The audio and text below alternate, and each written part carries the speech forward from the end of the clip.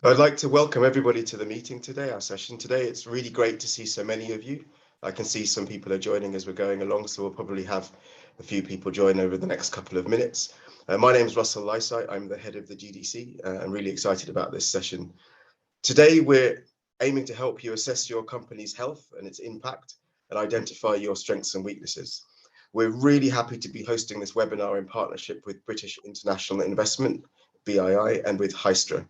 BII are an organisation aiming to make a lasting difference to the lives of underserved groups by increasing economic opportunity, improving standards of living, and creating a more sustainable environment.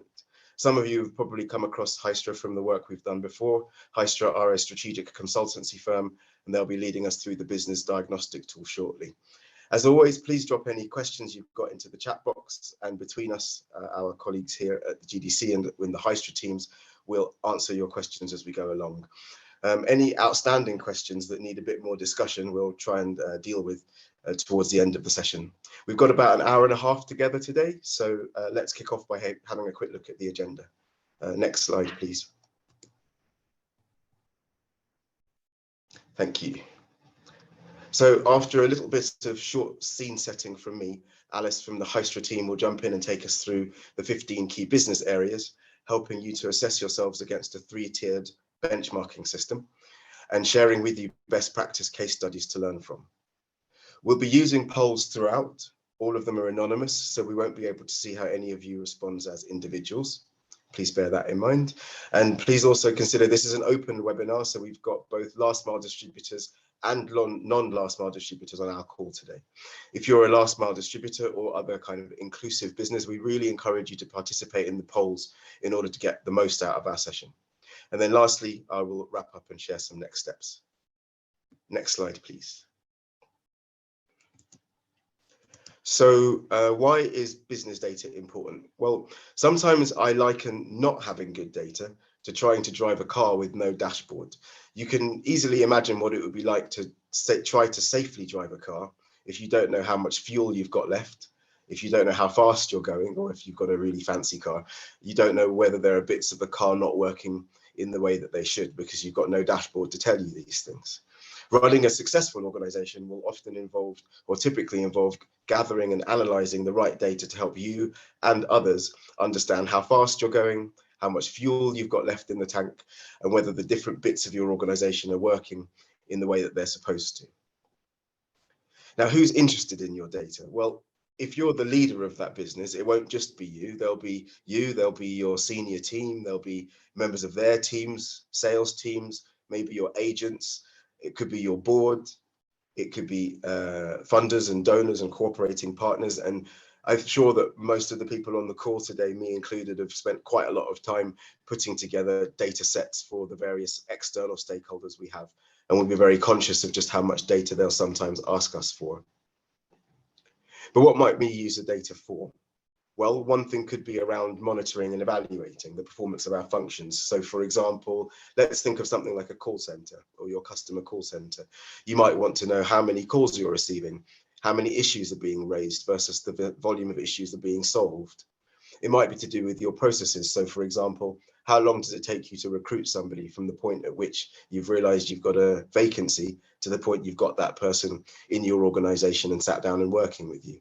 Or it could be something like your existing people, your existing teams, something like your annual churn rate. You want to know how quickly you're turning over staff. That's an important indicator.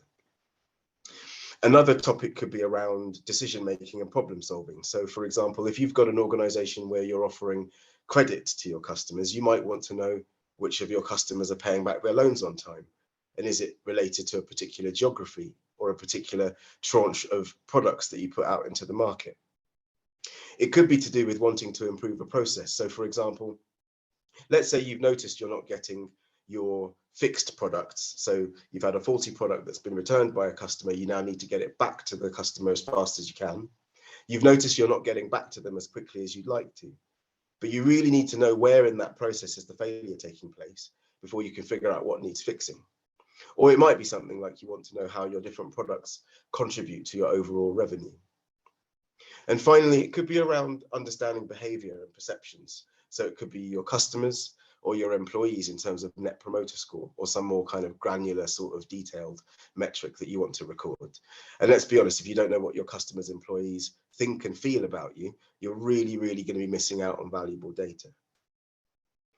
And why might this data be valuable to you as a last mile distributor? Well, it can definitely help you prioritize how you deploy your scarce resources.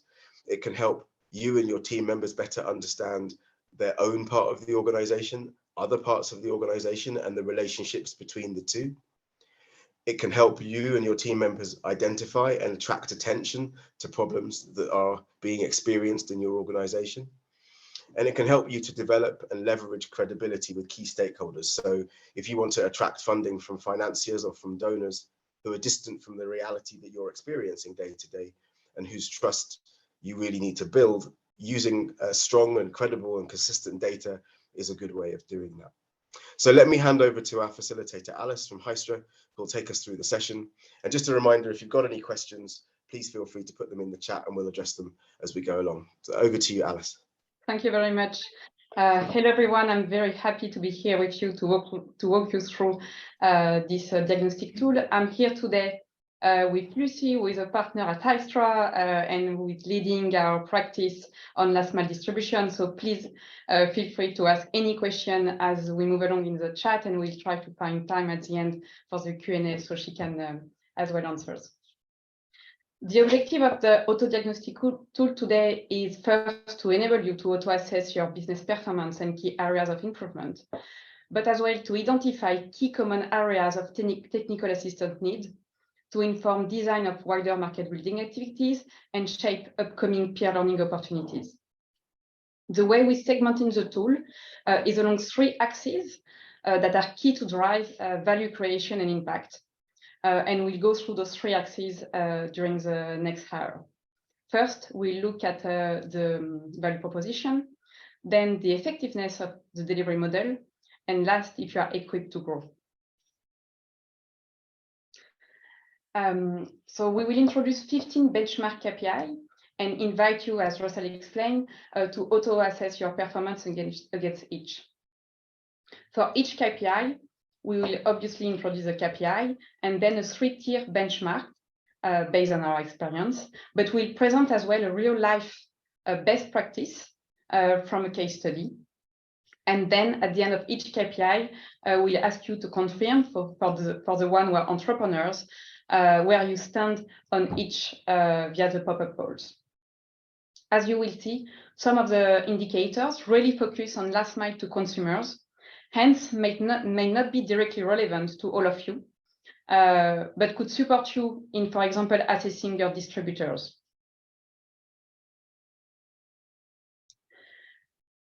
This tool draws from Hystra experience from over the last decade working on impactful business model innovation. We have been supporting over 200 organizations on their inclusive business model strategy, from social entrepreneurs or corporates.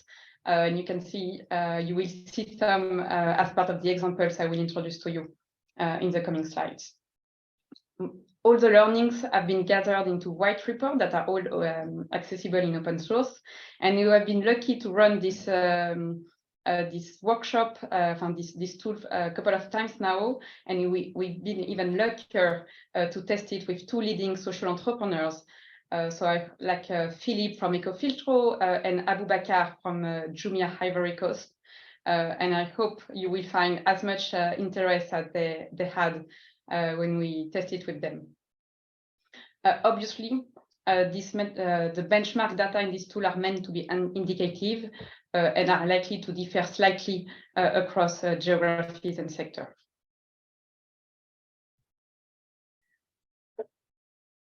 Okay. Before we start, it would be quite interesting for us to know a bit more who is in the room. So if you could answer this first poll, that would be great. And as Russell explained, we would particularly encourage the people working in last mile distribution companies or any other inclusive business to participate as much as possible in the different polls, knowing that they are all anonymous. So it's just more to reflect on how people are doing among peers. I will So I'm just speaking for, I don't see how many people are answering. So we'll let the organizing team to, okay. Well, we got a lot of entrepreneurs, so we should have a lot of answers to the polls. So that's a great news. And anyone, please feel free to ask any question in the chat. So before, okay, sorry, I got a bit slight technical issues. It's okay.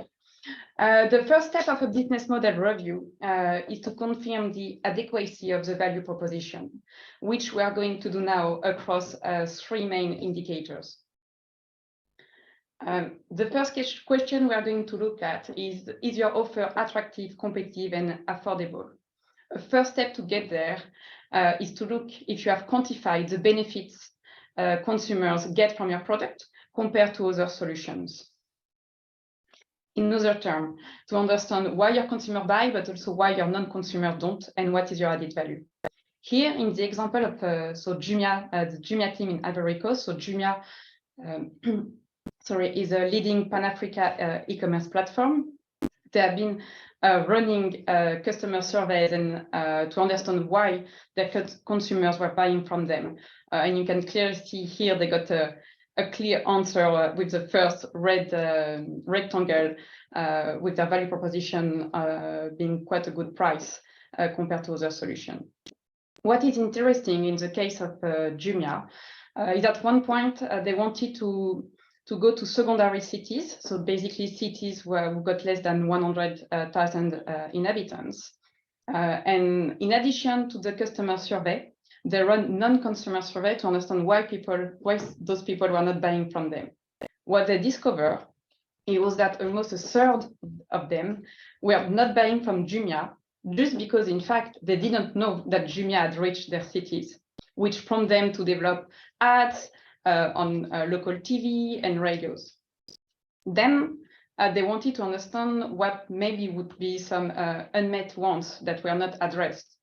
And they realized by doing those kind of surveys that in secondary cities, people were looking for quality agro inputs, which quite makes sense because in secondary cities, people would be more likely to partake in agricultural activities. So then, knowing this, they make their product portfolio evolve, which ending up being among some of their best sales for some of these categories.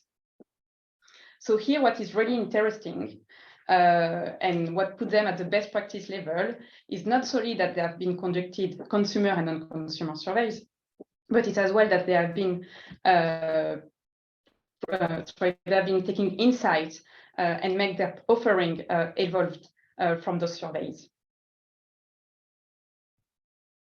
So now looking at the people who are in the room, where would you put yourself with your company? Are you keeping a competitor watch, run regular consumer and consumer surveys, and change your offering based on the results? Or do you only keep a competitor watch and run punctual consumer surveys? Or you just don't have enough time or didn't manage to do it in the last 12 months? And we're gonna leave maybe 5 seconds for everyone to answer and do a bit of a countdown for all the entrepreneurs in the room. So 5, 4, 3, 2, 1, and we can have a look at the results. Okay, so it seems that it's something that most of the people are not yet at the best practitioner level, and it's something that could be quite interesting to reflect on. Now, still looking at this question, the second KPI to test is how satisfied your clients are with your offer, and especially important when you are targeting low-income customers that most of the time make purchasing decisions based on recommendation from a relative or neighbor. So here, we will look at what is your customer satisfaction rate or your net promoter score, which is one of the many tools that exist to measure this. So for those who don't know, so the NPS entails in asking consumers on a scale from 1 to 10, how likely they are to recommend a product or a company to a friend. It is calculated by subtracting the percentage of what we call detractors, so the one rating below 6, from the percentage of promoters, so the one who speak in good terms of your company or your product, and that would rate the product between 8 to 10. The example here is Patrimonio Oil. So Patrimonio Oil is a subsidiary of Cemex, the cement manufacturer based in Mexico. They are basically selling home improvement packages, particularly looking to serve the low-income segment of Mexico. And they try to design a holistic package that does not just include building materials, but also support services and financing options, as you can see on the image on the right-hand side for the one who can read Spanish. Patrimonio Oil has been a quite famous social inclusive business that has been a pioneering in many ways. And one of them is how they have been focusing on customer satisfaction. At the time, they track the Net Promoter Score, which was not that common, which was very common for large companies like Cemex, but was not that common in social businesses. What is really interesting about them is not that they just measure their NPS, is that they measure their Net Promoter Score for every aspect of their service on a monthly basis. And in fact, they even got further. They tied client-facing staff compensation to the client satisfaction, which meant that, for example, sales agent, architect were giving a construction device, or even the person in charge of the delivery was incentivized on the client satisfaction, and therefore was incentivized to act on the dissatisfied customer, which we know can be a particularly market killer in low-income communities. As a result, Patrimonio Oil was able to reach an NPS over 80%, which is quite high across its portfolio. And at the time where we did the case study a couple of years back, they reached over 400,000 households. Obviously, there are many tools to measure customer satisfaction. And here we just want to give you some range, either being classic customer satisfaction rate or the Net Promoter Score. But we would place people who are at the best practitioner level with an NPS above 70% and a customer satisfaction rate above 95%. People at the good level would have an NPS between 50 to 70 and the satisfaction rate from 85 to 95. And people that would need to work on it would have an NPS below 50% or a satisfaction below 85%. And I know that our friends for 60 Decibel have published an interesting report on it that I'm just sharing. That Lucy is sharing, that give you a benchmark across sectors. Lucy, do you want to give maybe a word about it? Just while people are completing the poll. For those of you who might not know 60 Decibels, they're an impact measurement organization, and they've done a benchmark including NPS on dozens of social businesses. And the report that I just shared in the chat includes some of their overall results. You'll see that the NPS on average is actually that they got for the different companies they work with is actually around 45% on average. But actually this shows really wide variation, and they're the best companies they have in their benchmark have over 90% net promoter score, which is why in this benchmark, like from 70% onward, you can consider it good. When it's lower than 50%, it actually means you don't have a lot of promoters and word doesn't get out that quickly in terms of your product, which can really slow down your growth, as Alice explained. So interestingly, that's also a KPI where a majority of you don't seem yet to either be measuring it or being at a very good level. Congrats to the 21% at the top who already have over 70% Net Promoter Score. Back to you, Alice. Thank you very much.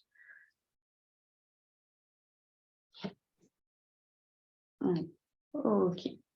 Then the last one on the value proposition is to look at if your offer is inclusive. By inclusive, we mean if it's targeting underserved segment, and targeting underserved segment can only happen with active tactic to be successful, or they wouldn't be underserved in the first place. Underserved segment could include the low-income population, last mile regions, women, depending on obviously your context and your model. While this is not a requirement for your business to succeed, we have included here because if you are not yet pursuing the strategy, you might miss a business opportunity. And it was something that the British Investment International that we have been working with wanted his portfolio and entrepreneurs to reflect on. Here for this one, we have two examples. One that is from quite a famous NGO and one that is from a well-known corporate. So please bear with me. So for those who don't know BRAC, BRAC is one of the largest southern NGO in the world, and they scale up a very impressive water, sanitation and hygiene program to solve the problem of unsanitary latrines, contaminated water, and unsafe hygiene practices in rural areas. Their wash sanitation program makes sanitary latrine essential and affordable, thanks to a very segmented offerings that I will walk you through. So basically, that one offering that was for the non-poor with a quite modern model of latrines, so septic tank, brick wall, that cost over $200. And basically BRAC ensure proper design and site selection for the installation of latrine by providing technical support, but households were paying for them themselves. Then they have a second offering for the poor, which was a simpler model of latrine, so twin pit with steel sheets, much less costly, obviously, that was paid by customers, but thanks to microcredit that was offered by the microfinance program supported by BRAC. And then there another offering for the ultra poor. So much simpler latrine, so twin pit, but with only bamboo wall, which makes it even less costly. And in this case, they subsidize, thanks to BRAC and thanks to governmental subsidies, they subsidize the material with a minor contribution from customers who had to build it by themselves. In the BRAC example, they managed to improve access to sanitation for over 26 million people in 40,000 villages. And they, for example, they increased latrine coverage in these villages from 33% to 83%. So in this example, they actively target underserved segments thanks to a targeted offer, which allowed them a very successful penetration. You might think it's only for organizations receiving grants from donors, but in fact, we saw it for companies as well. And in the example of Unilever, we can see that inclusivity can also be thought through in terms of distribution strategy. So Unilever, what they did, first, they defined strategic targets for their business unit, for them to onboard informal retail outlets to ensure that they would reach more low-income population. Second, they set up specific distribution channel to reach underserved segment in more remote regions. And some of you might have heard about the Shakti program, where that's quite famous, and where they recruit especially women entrepreneurs to sell their product in remote villages. And thanks to this approach, they managed to reach over 300 million rural Indians with a model that we could imagine could be replicated in other geographies. So here at the best practice level, it's not only that the companies measure percentage of customers from underserved segment is that they combine this with incentives, with dedicated tactics, but with incentives for the commercial team in place to actively target them at a good level, intermediary level. Companies would measure the percentage of customers that are coming from underserved segment and would have tried a few tactics to reach them. And that to be in pro level isn't something that you have been particularly seen through for now, I would say.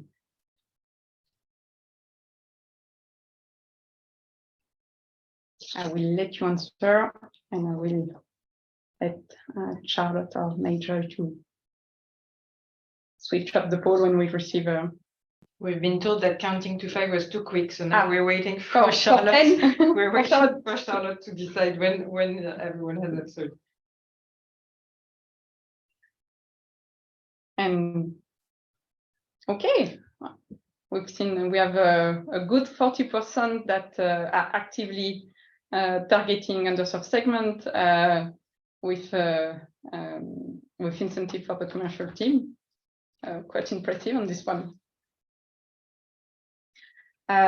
So here we arrive at the end of the value proposition section. So if you have any question regarding this section, please feel free. I can see Lucy typing in. And then we are going to move to the delivery model. So once you have reviewed and confirmed that your value proposition is optimized and is addressing your customer needs, it is time to look at the efficiency and effectiveness of the delivery model across now 5 overarching indicators. The first one we are going to look is your sales strategy effective? And for this KPI, we are going to look at the yearly sales revenue per full-time agent. In the case, there is a caveat for this one, we will focus on direct-to-consumer model for established agents. So first, to look at the effectiveness of the sales force is to ensure basically that agents generate sufficient sales to pay for the salary, which would be a combination of the number of clients per agent and average client spending. This is key for agents that you actively invest in, which means you spend training, management time on, as each time one of them leaves, they will cost you money in retraining. So this question is across either agent that you actively recruit or own, or if you have an open Salesforce selection strategy. So for example, if anyone can become a sales agent by downloading your app, this would be about the agents whom you have actually spent investment on. So most likely the one, for example, if you have different levels, the one who are gold, basically who are your best agent. This is something that within Hystra, we have been repeatedly studying across different geographies and sectors. And here we have represented an anonymized benchmark where each line is a company, represent a full-time equivalent sales per agent to compare effectiveness. The dark blue are for the companies who are only selling one category of product. The light blue is for a company who are selling multi-product. And you can see a nice yellow line in the middle.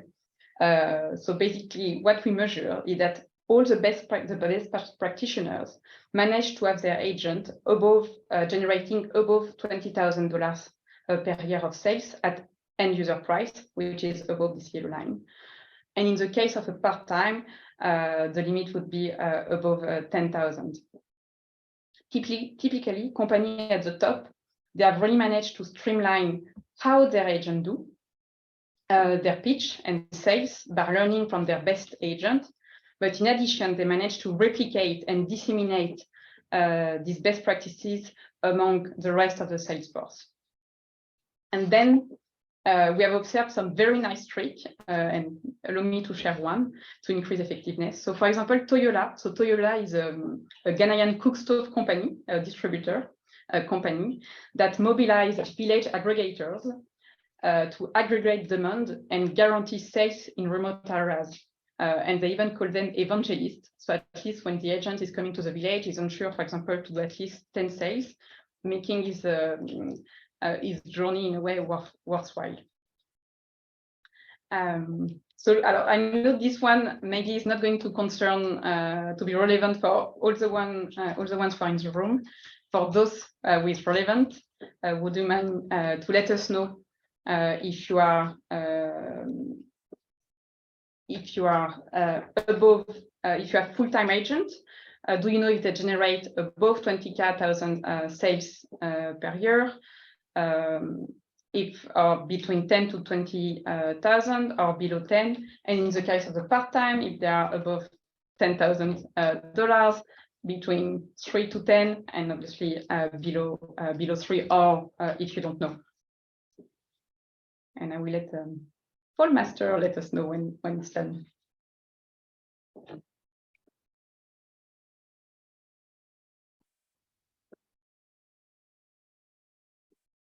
The Paul Master is actually Major, yeah, and not Charlotte. Hi, Major. Thank you for being the Paul Master. So I know this one is going. Okay, great.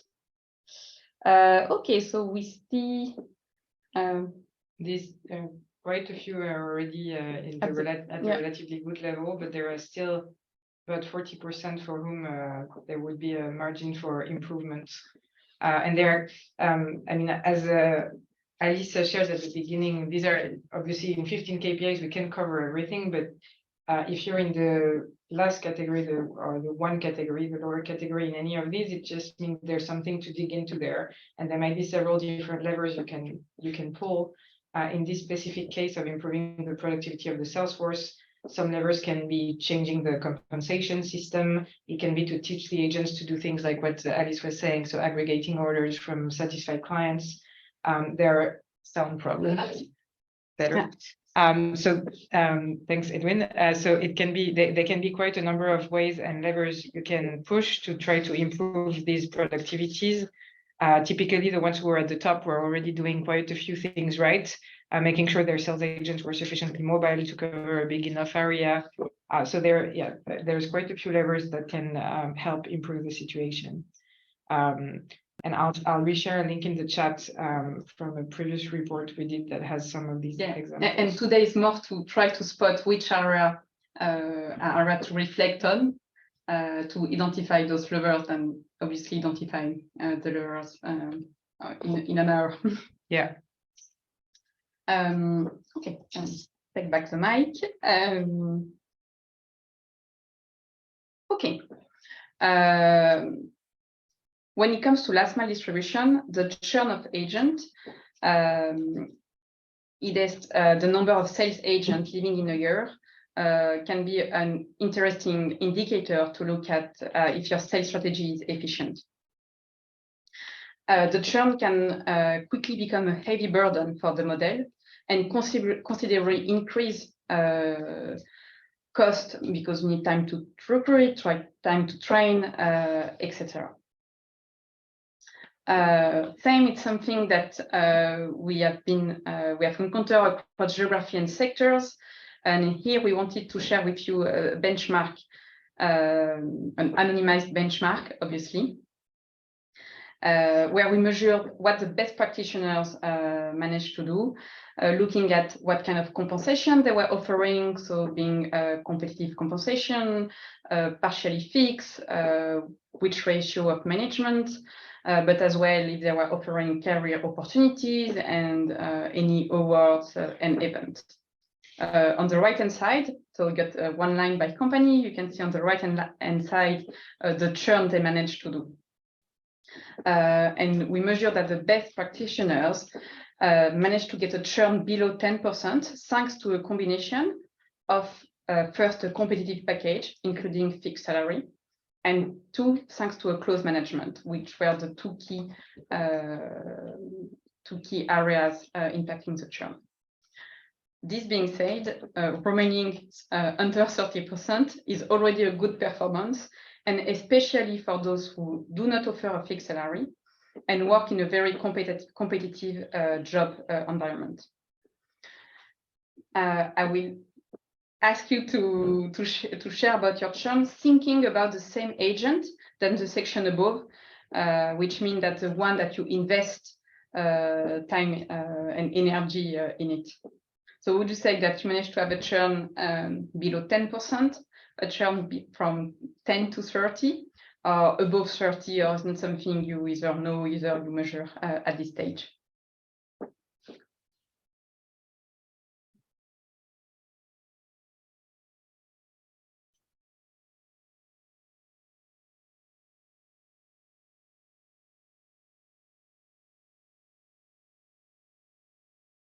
The way this is computed is the number of agents who leave you in a year compared to the average, right? Yeah.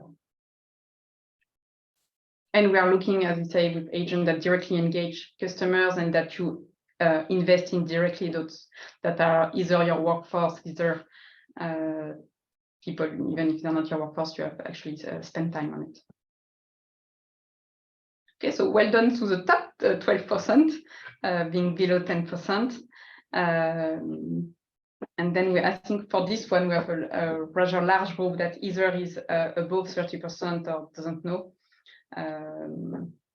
We know that there is environments that are more competitive than others, and obviously, depending on your stage of growth, these things that need to be sometimes to be stabilized.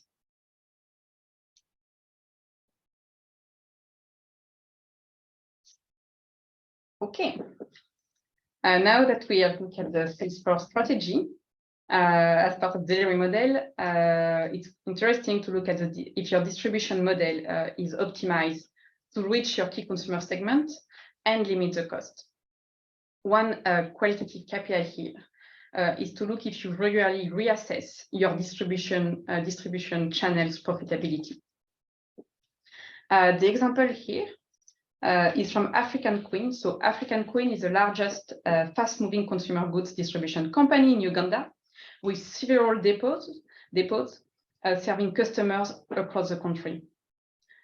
What is quite interesting in the midst of COVID-19, they realized that their smaller clients, basically the informal retail shops, face unique pain points that could warrant a dedicated distribution channel. So at the time, they developed a dedicated tuk-tuk that you can see on the picture on the right-hand side, and an app to offer more agility to the small shop, with dedicating routes and a bit more agility.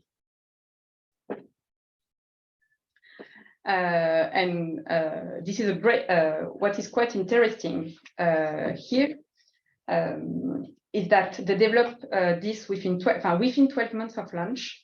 It represents 10% at the time of their business, and it became one of the most profitable channels that they had. This is a great example on how, through actively listening to the market, they managed to explore a new opportunity, which ended up being a promising and profitable one.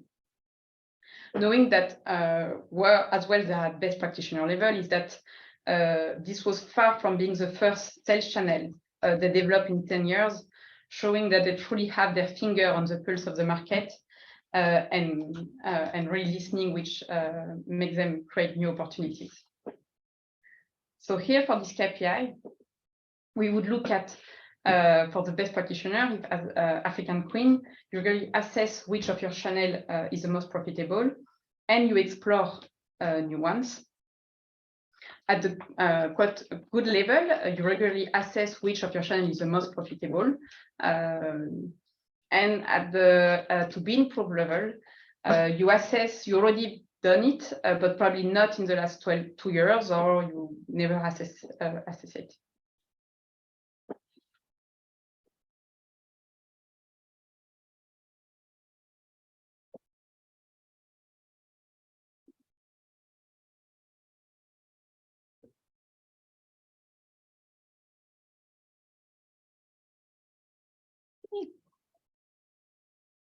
Major, do we have any answers?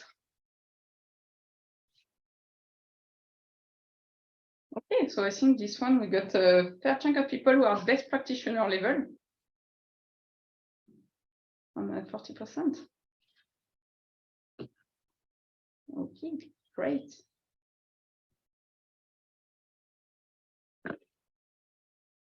Okay, so there is a bit of like, okay. So now that we have looked at the distribution channel, let's focus on the marketing strategy and see if the marketing activities are best suited to your target customers. So here, the indicator would be to look if you translate your customer understanding into a tailored marketing strategy. A marketing strategy is not just about having the most popular actor or sportsman or sportswoman endorse your product or booking the best slot on TV, especially when we are speaking about low-income consumer. The example here is from Ecofiltro, which is an established manufacturer and distributor of water filters in Guatemala, who really designed a marketing strategy truly talking to people's barrier and motivation to purchase. So when you buy a water filter, you want to ensure you remain healthy is better work. They managed to build trust by providing free filters in schools, which we can see on the picture on the left-hand side, which basically make children being the best ambassadors about the product for the healthy and tasty water. And then, because they were doing consumer surveys, they learned that the main reason the customers purchase a water filter rather than buying bottled water was savings. So what you can see on the ads that is on the right-hand side is that they're starting using this explicitly in marketing materials. So basically by calling out just how much a family could expect to save in a month, in the case, or in a year, but in the case of this ad, in a month, by purchasing their product instead of the same quantity of water through bottled water. The best practice for this KPI consists in identifying key bottleneck, preventing decisions, as well as the key arguments motivating to purchase. And let's be honest, saving money is always a great one when this is what your product does. But as well, tailoring your arguments and channel to ensure you target them. And in the case of Ecofiltro, what was really clever was that they built trust via schools, but they convey the savings by writing down the math and using the right channel to convey the message. So looking at your marketing strategy, how do you translate your customer understanding into it? Knowing that at the intermediary level, you have identified the channel consumers use to access information, and you leverage this channel to reach consumers, which is already good. And at the to be improved level, you would like to do it, but you don't know yet what messages or what are the best channel to influence trigger consumer purchases. So this KPI is a bit linked to the first one we saw on the value proposition and then understanding your consumers, because obviously you can only do that if you know the reasons why your consumers buy from you and the reasons why non-consumers don't buy from you. So the two are quite linked. And here again, actually a good share of you in this webinar seem to be doing the right thing and to know what and to have tailored your marketing strategies. For those who haven't yet, again, the first step is probably to run a consumer survey. It doesn't need to be very big. You may sometimes just going to a pharmacy, that's where you sell products, or interviewing your sales agent or asking your sales agent to ask these questions to a few of their clients can get you enough of a hint to be a bit more tailored in your approach. Or having your call center calling for those who have, you got a lot of assets usually that can enable you to have a bit of qualitative data on your consumers. And last but not least, on the delivery model is looking if you are leveraging your IT to support your delivery model. And in this case, we would look if you are making the best use of digitalization of your processes. Here we have an example from Copia, with an innovative e-commerce model adapted to the last mile in rural region, which started it in Kenya and then expanded across East Africa.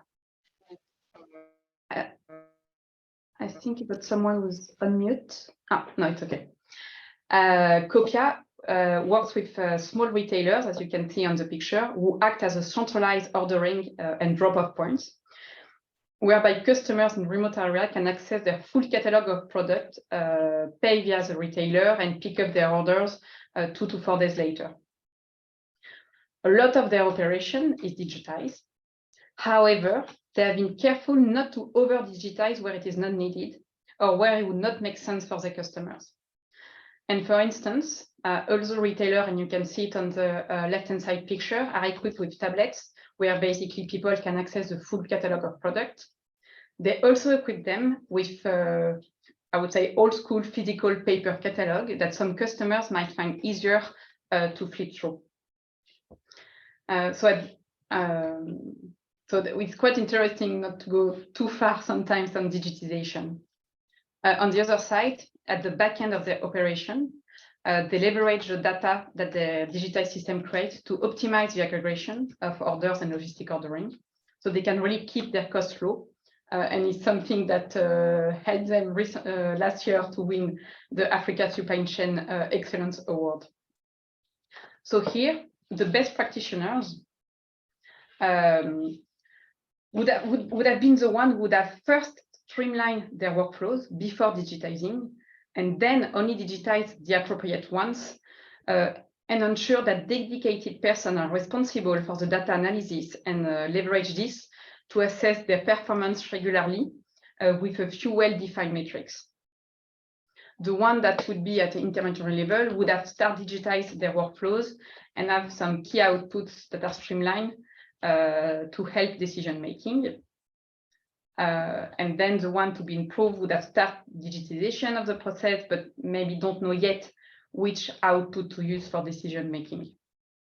And I remember when we test, the first time we did this tool and we tested it for the best practitioner level, the fact to have a dedicated person responsible for data analysis was something that was, in terms of ownership and what you make of your data, was quite important in the feedback we had.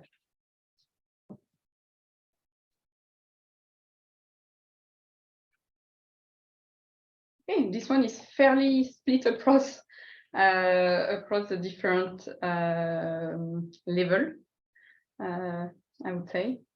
Even if I can understand that everyone has started digitization, obviously.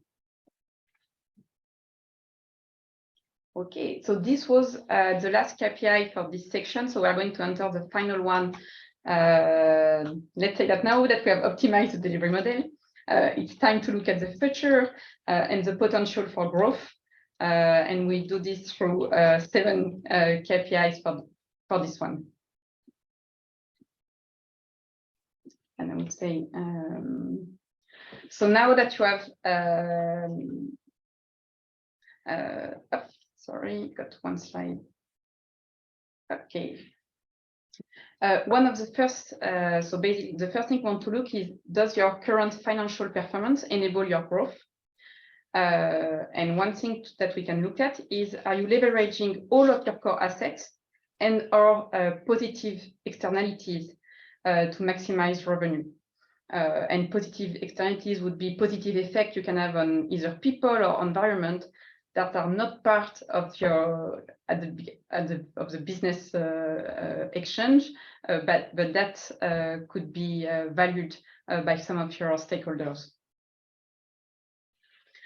The latter, so leveraging externalities, is typically what companies who sell carbon credit do. So they create a new revenue streams by selling some of their positive impact to interested off-takers. Do you leverage your core assets? The former is well exemplified by the example of Zuri that you can see on the screen. So Zuri Health, it's a Kenyan startup that connects patients to affordable and accessible health services in 9 sub-Saharan countries, such as Kenya or Nigeria, among others. and they're offering 4 types of services to patients. Further things, so telemedicine, SMS, chat with a doctor, access to medication and lab testing, capitalizing. But they also create value for their other stakeholders. So for example, for doctors who pay a yearly subscription to access patients, and lab and pharmacies who pay them a commission on services or products sold. As of today, Zurich Health has partnered with more than 16 mobile network operators, over 300 doctors and 27 labs and diagnostic centers. And they really managed to create and they've diversified their revenue among all of them. So the best practitioners here will be the one that try to maximize their revenue without increasing their cost, by strategically analyzing stakeholders in their ecosystem and how their existing assets could bring them value.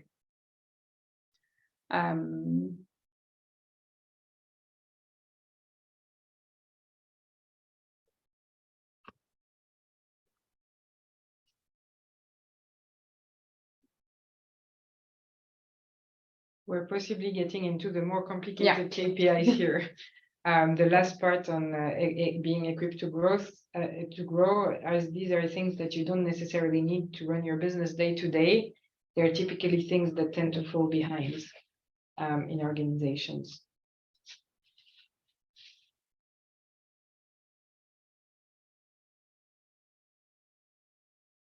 Interestingly, many of you have already started doing this. Well done, because that's not an easy one. Oh, great. So I will continue with the financial performance that enable growth. Now this indicator would be to look at which of your units, do you know which of your units is the most profitable and why? So here, the second KPI to look at is about unit economics, which describe a specific business model revenue and cost in relation to an individual unit. So a unit can refer to any basic quantifiable item that creates value for your business. So it can be, for example, one sales agent, one shop, one distribution vehicle, and obviously will differ across model, across sector. Here it's an anonymized example that we have been working with, which is an e-commerce platform that leverage independent point of sales. So you can see on the screen, you got the monthly sales per point of sales. So we help them conduct the analysis to understand the different unit economics and the distribution of profitability across those various point of sales.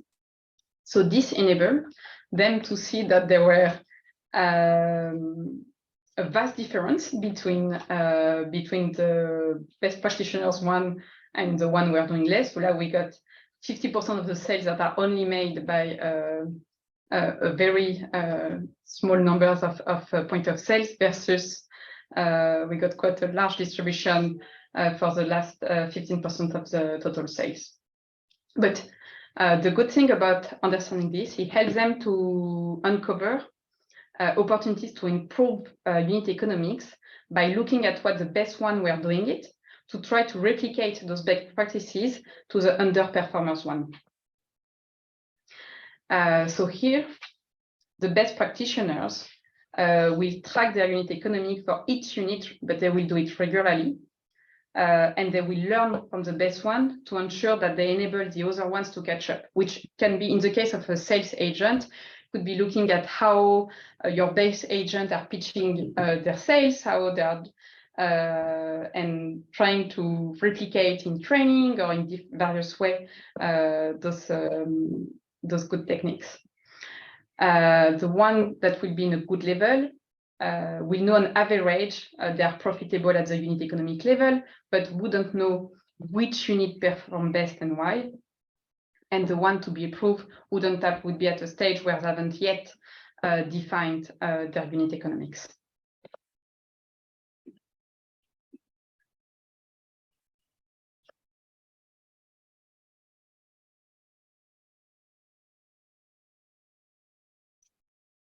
And this one is quite often not an easy one.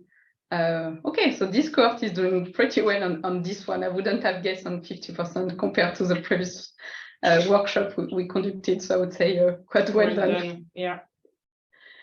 Okay, well, that's, I will go for the last one on financial performance. So here is, do you track, the indicator is if you track or make decision based on some working capital ratios. Last but not least, we know that having sufficient cash available is always the crux of the matter for growth. And using adequate working capital can be key to take informed decision for distribution companies. The example here is coming from Guardian Health, a Ugandan network of pharmacies, who also participated in technical assistance opportunity during COVID-19 to work on the resilience. And in the middle of COVID, they were really cautious on their cash conversion cycle. So they set up a couple of good practices, such as screening their inventory turnover to cut the average length of time that working capital was tied up in stock. They improved their cash conversion cycle to adopt a leaner stock management. So reducing inventory days by negotiating new terms with suppliers, reducing store inventory, and restocking more frequently. They analyze their product sales with quite a simple method, which is a ABC analysis, where basically you look at which products are high margin, high volume versus the one who are high margin, low volume, low margin, high volume, and low margin, low volume. And they found, and the aim is obviously to try to focus on the high margin, high volume one and remove potentially the low margin, low volume. And they found that 80% of their gross profit was in fact coming from 10% of their product. So they reduced the number of products sold to really focus on those one, which really helped them to improve their cash conversion cycle and survive complex COVID times. And last time Cedric was here to speak himself about this best practice, which sadly is not here today. So here for this one, if you are at the best practice level, you review working capital ratios, and we haven't, and there are many working capital ratios. So depending on your model, we didn't want to be prescriptive about this.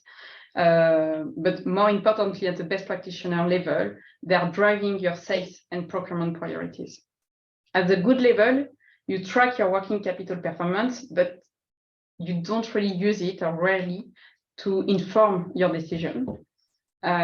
And at the to be improved level, you don't systematically track any working capital ratios, or not on a regular basis.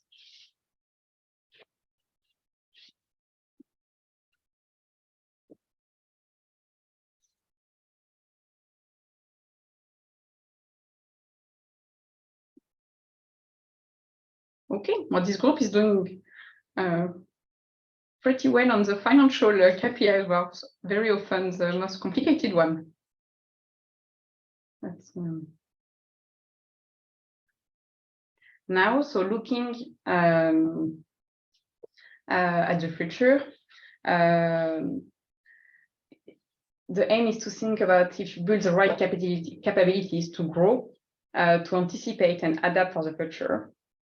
One of the first KPI for this, and we'll go through 3 of them, is to look at the percentage of overhead as per sales. So the idea here is to grow, you need to have the right management teams and system in place.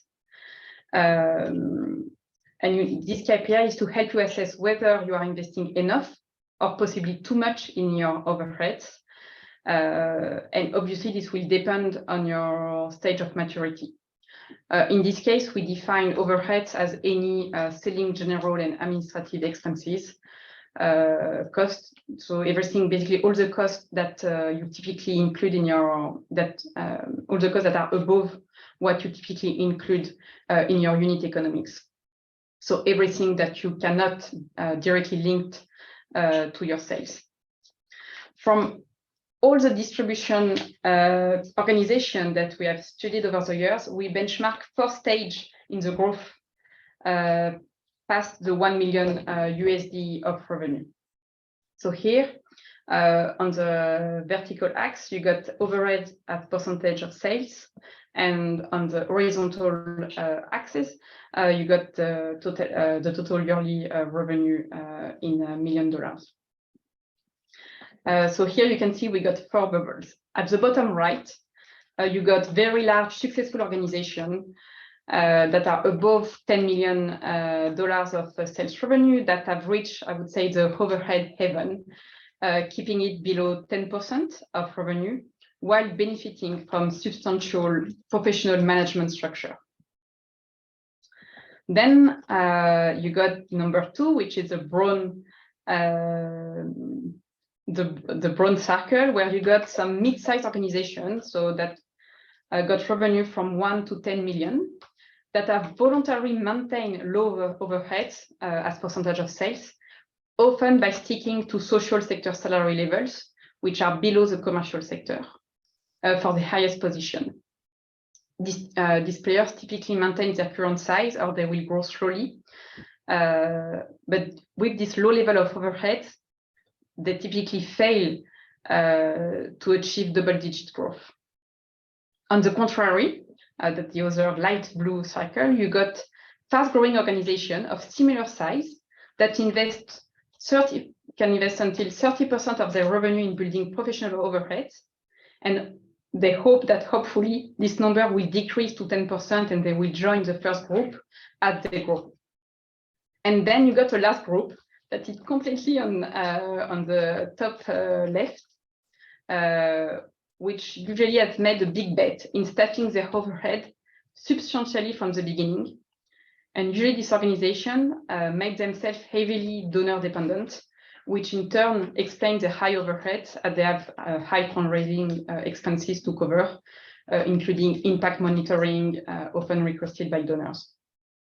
And this organization would have a short few years to demonstrate they can innovate enough and reach scale. So here we've split the KPI into, depending if you are at a stage where now you are quite a stable organization, and you should look at having overheads below 10% as a best practitioner level versus being between 10 to 20% if you are in the intermediate role. However, if you are in a growth phase of your model, then obviously your overheads would be higher. So at the best practitioner level, from 10 to 25, with the idea that they will the percentage will decrease as you become you enter a more mature phase.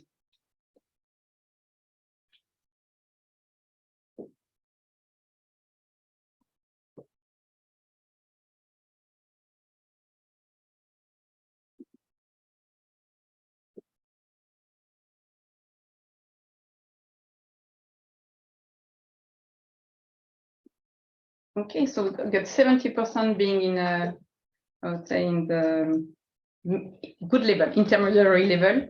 Well done to the 10% who are at the best practitioner level.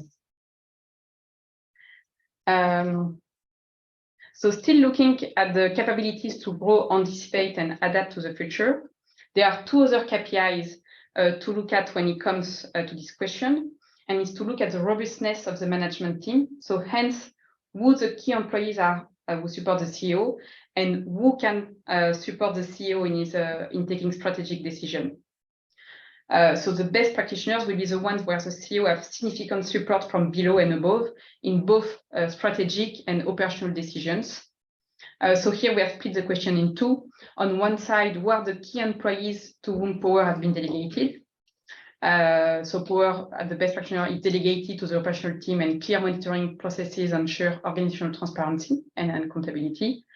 At the good level, a few senior staff make most of the decision, and to be in top level, only the CEO holds key decision-making power. On the other side, on the second KPI, who support you as an individual in making strategic decisions at the best practitioner level. You have trusted, and this question is partly relevant if you are a CEO, obviously in the room, but you have trusted advisor who challenge you in good times, but support you in bad times. If you are at the good level, you have a few select individuals such as coaches, investors or team members that you can turn to in difficult times. And if you are at a to be improved level, no one, and you deal with most of the things alone, usually make sleeping on it, I would say, in this case, as some of the entrepreneurs who have been testing it with said. So if you're not the CEO, you can answer what you understand your CEO is doing. Still interesting to get a sense from where you think your organization is. And it's anonymous, so we won't be able to repeat anyway.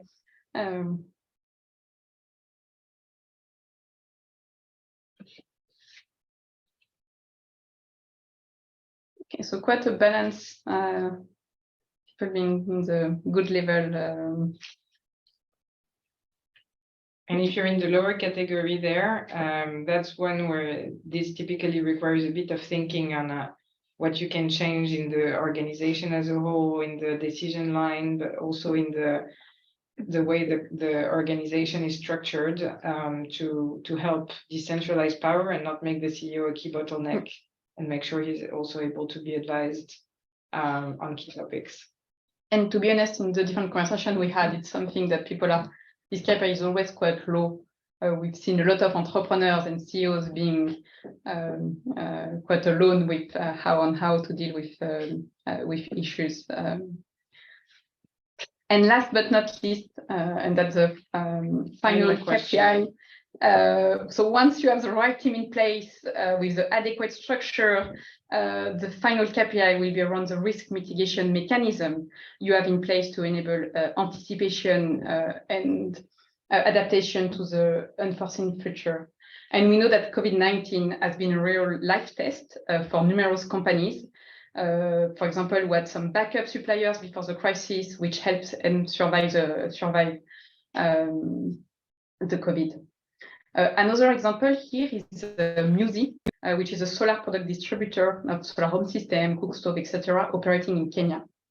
And during COVID in Kenya, with the lockdown and the gathering prohibited, Musi reacted very quickly thanks to a business continuity plan, but in fact that was already in place. Initially, it was intended for a social unrest situation, but was quickly adapted to a pandemic situation. So they managed to activate, and in fact at the end they had a peak in sales of off-grid appliances while people were coming back to villages with the COVID-19 coming to the cities. So here the best practitioners will have a contingency plan in place for each key process. So key process, depending on obviously on your model, can be backup suppliers, team flexibility to cover HR gaps, contingency plan for regulatory change, etc. And as importantly, they will have persons who are accountable of tracking and addressing those risks. The one who are at the good level will track the main risk that their business is likely to face. And the one to be improved don't spend yet resources on risk management. And that's the final poll. And I think we got a couple of minutes for questions before Russell can wrap up.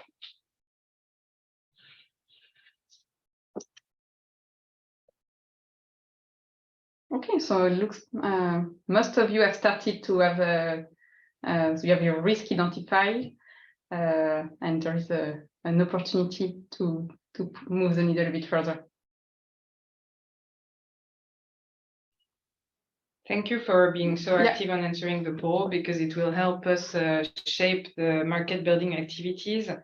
When I say us, the Global Distributors Collective, shape the market building activities that we will be conducting with British International Investment on the last mile. So we will take back the topics that were most in areas of biggest needs, let's say, and see if we can do follow-ups on this. Before this, is there, so we tried to answer questions as they came in the chat, but if there's anyone who wants to ask an additional question or speak up and share their experience, now is the time. We're all ears. Yeah.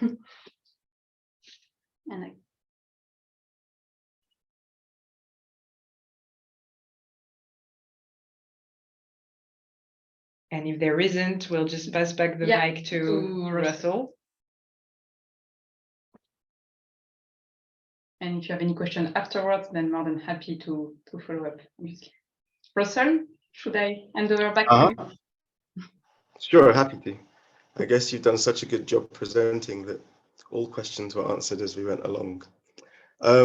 So firstly, I'd really love to thank everybody who's been in our audience today. Thank you really so much for your time and for your attention and for responding to the polls so consistently.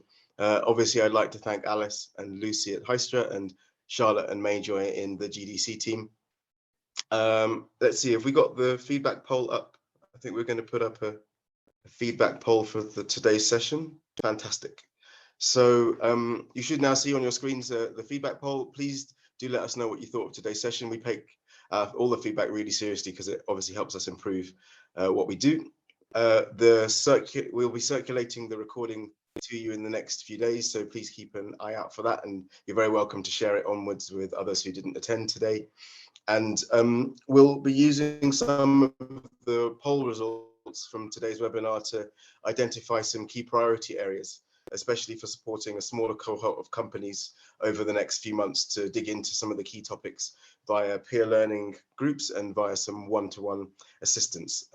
We're expecting spaces on this program to be pretty limited. We'll share an expression of interest form in the next few weeks. So for those of you interested in participating, please do keep your eye out. Please do stay tuned for that extra information. So other than that, thanks very much again for your time, for your attention, and we'll see you at the next one of our events. Bye-bye for now.